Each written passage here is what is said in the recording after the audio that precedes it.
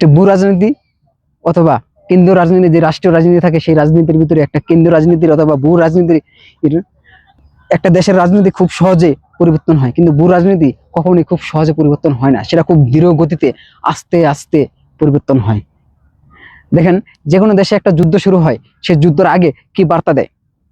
বর্তমান ডিজিটাল যুগে এই তথ্য প্রচারের জগতে খুব দ্রুত বাতাসের থেকে দ্রুত গতিতে আমি মনে করি তথ্য ছড়ায় জায়গা গোটা পৃথিবীতে।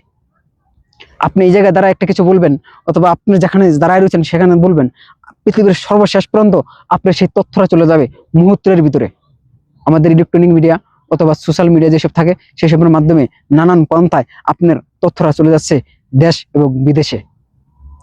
আর সেই জিনিসটাই সর্বপ্রথম যে কোনো একটি দেশের যুদ্ধক্ষেত্রে ব্যবহার করে একটি মিডিয়া, একটি দেশের মিডিয়া আরেকটি দেশের মিথ্যা তথ্য ছড়ানো শুরু করে, যেটা যুদ্ধের প্রথম বার্তা হিসাবে এবং ভূ রাজনৈতিক পরিবর্তনের জন্য সবচেয়ে গুরুত্বপূর্ণ ভূমিকা রাখে।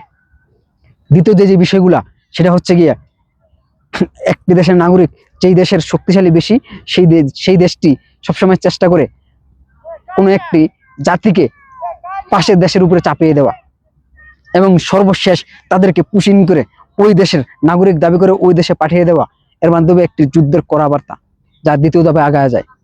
তৃতীয় ধাপগুলো থাকে একটি জঙ্গলি সংগঠন হিসাবে, অথবা ওই দেশের যে সামরিক বাহিনী থাকে, দুর্বল যে সামরিক বাহিনী থাকে, সেই দুর্বল দেশটার উপরে এই ন্যাশনাল সামরিক থাকে তাদেরকে জঙ্গলি হিসাবে দাবি করা এবং তাদের বিশ্ব বাণিজ্যে একটা চাপ সৃষ্টি করা। এতে তারা খুব দ্রুত ভূ রাজনীতির ভূমিকা পাল্টানোর চেষ্টা করে এবং একটি যুদ্ধ শুরু করে। যুদ্ধ আমাদের কি শেখায়? আমরা যুদ্ধ অথবা বিশ্বের যে ইরান অথবা ফিলিস্তিনের ইসরায়েলের যুদ্ধে হয়তোবা আমরা অনেকেই খুব দুদিন পর পরিচিত হই, সেখানে আমরা কাউকেই হয়তোবা লাভবান হতে দেখি না।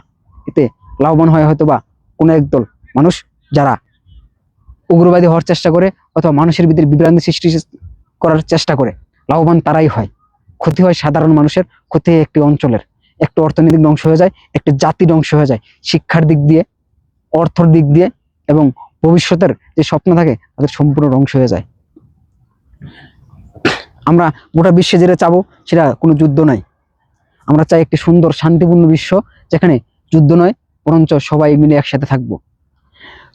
একটা দেশের যুদ্ধ হওয়ার মূল কারণও থাকে অনেক সময় আমাদের এই রাজনীতির সাথে, ভূ রাজনীতির সাথে সবচেয়ে বেশি ভূমিকা রাখে, যা আমাদের রাষ্ট্রীয় রাজনীতির ভিতরেও সেগুলো দিয়ে শুরু হয়, সেগুলো হচ্ছে ধর্ম রাজনীতি।